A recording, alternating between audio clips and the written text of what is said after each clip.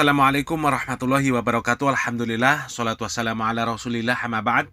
Kaum muslimin yang dirahmati Allah subhanahu wa ta'ala, sebagian kaum muslimin mengira bahwasanya pembagian tauhid menjadi 3 itu tidak memiliki dalil dari Al-Quran dan As-Sunnah, sehingga mereka mengingkari pembagian tauhid tersebut. Mereka mengatakan bahwasanya pembagian tauhid menjadi 3 itu adalah perkara yang diada-adakan dan dengan tujuan yang buruk, yaitu untuk mengkafirkan sebagian kaum muslimin. Na'udzubillah min dzalik. Sehingga mereka mengatakan bahwasanya pembagian tauhid tersebut adalah perkara yang tidak boleh untuk diikuti.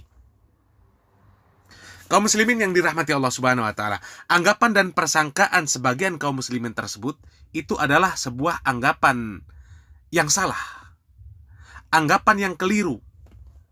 Karena pembagian tauhid menjadi 3 tersebut itu tidaklah semata-mata hanya berdasarkan pendapat atau logika seseorang, atau hanya berdasarkan pemikiran atau pendapat sekelompok orang.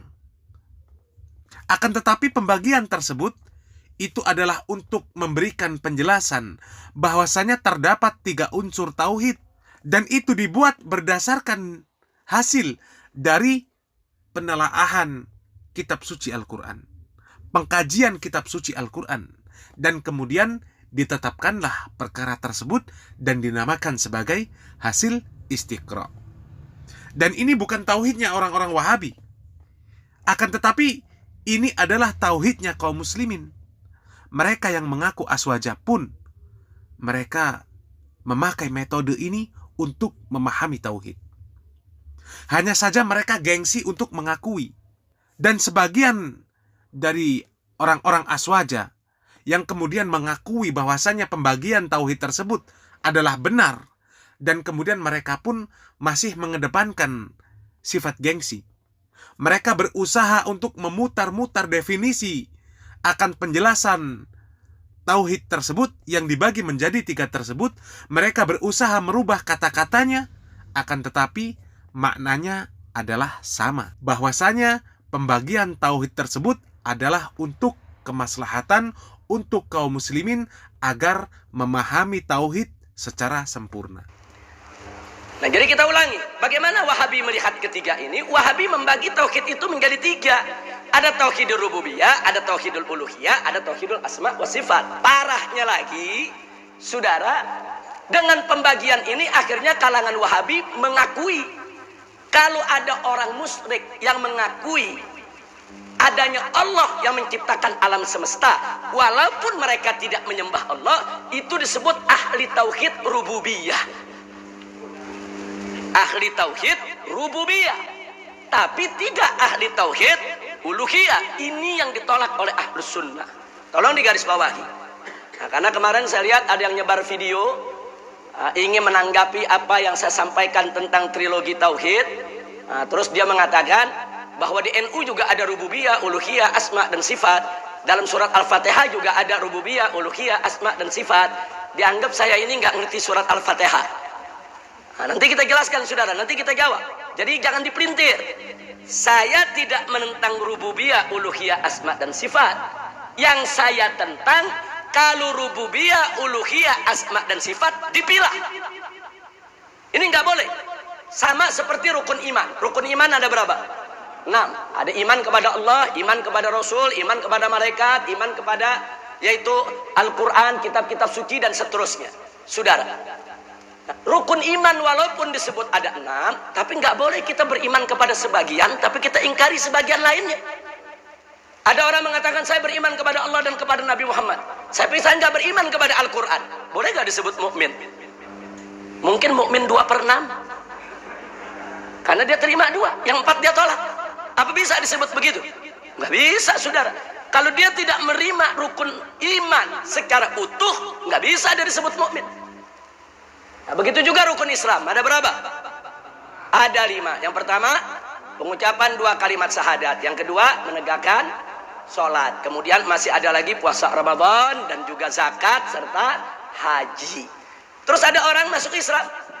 Dia katakan cukuplah saya membaca syahadat karena saya banyak duit, saya bayar zakat. Sholat gak wajib itu. Dia tolak kewajiban sholat. apa boleh disebut muslim? Muslim 2/5? Nggak bisa, saudara. Dia nggak bisa disebut muslim kalau nggak menerima kelima-lima kewajiban daripada rukun Islam tadi, saudara. Soal kalau dia nggak sholat, itu urusan dia dosa. Tapi kalau dia mengingkari kewajiban sholat, saudara, ini bisa membatalkan keislamannya. Batal imannya kalau satu saja rukun tidak terima. Batal Islamnya kalau satu aja rukun Islam dia tidak terima. Begitu juga tauhid.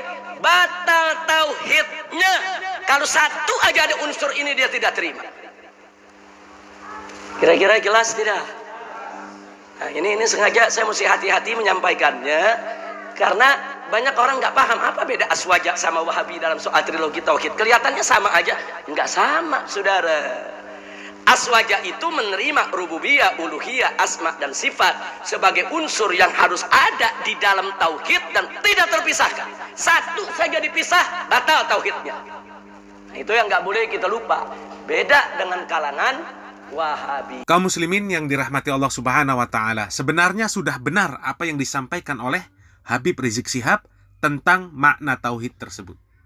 Hanya saja kata-kata yang dibuat, kata-kata yang digunakan untuk menjelaskan diputar-putar agar tidak sama dengan penjelasan yang dijelaskan oleh orang-orang yang mereka sebut dengan Wahabi.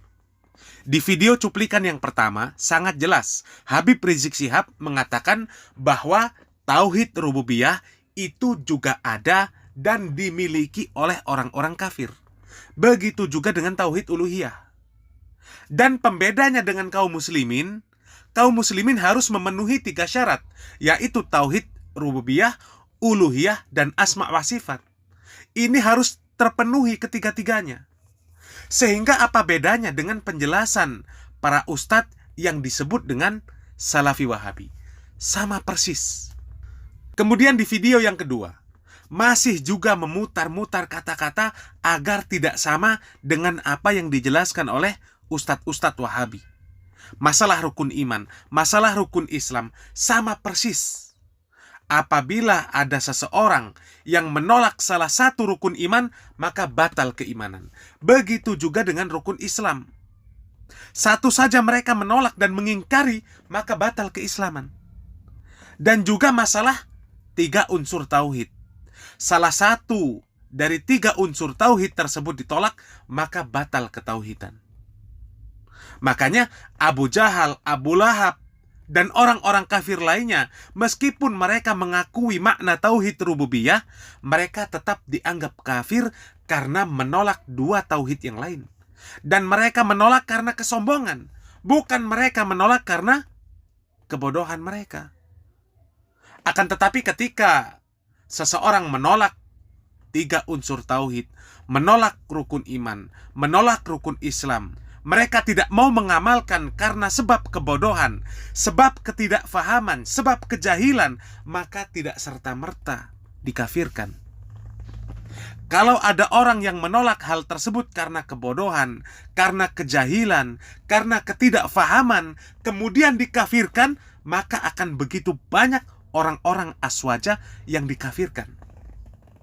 Mau diakui atau tidak, bahwasanya mayoritas mereka kaum muslimin yang tidak menjalankan syariat Islam, terutama sholat wajib, mereka begitu banyak berasal dari kelompok Aswaja.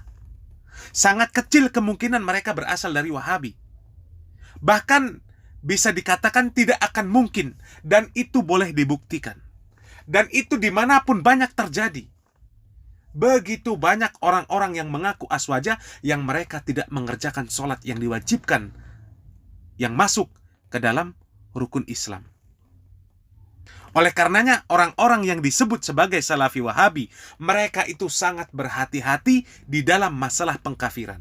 Mereka tidak mudah mengkafirkan orang, tidak mudah mengkafirkan kaum muslimin. Karena ini adalah perkara yang besar. Tidak bisa sembarangan mengkafirkan orang. Tidak bisa sembarangan mengkafirkan kaum muslimin. Hanya saja mereka kemudian selalu difitnah. Difitnah bahwasanya mereka adalah kelompok takfiri, kelompok yang gemar mengkafirkan kaum muslimin, kelompok yang gemar mengkafirkan orang lain. Dan dipastikan fitnah tersebut berasal dari orang-orang kafir. Fitnah tersebut berasal dari orang-orang munafik, orang-orang Syiah, orang-orang liberal, di mana fitnah tersebut mereka buat dengan tujuan agar kaum muslimin menjauh dari cara beragama yang benar. Semoga Allah Subhanahu wa taala menjauhkan kita dari fitnah-fitnah tersebut, dan Allah Subhanahu wa taala mengistiqomahkan kita di atas manhaj yang hak ini. Semoga bermanfaat. Barakallahu fikum. Wassalamualaikum warahmatullahi wabarakatuh.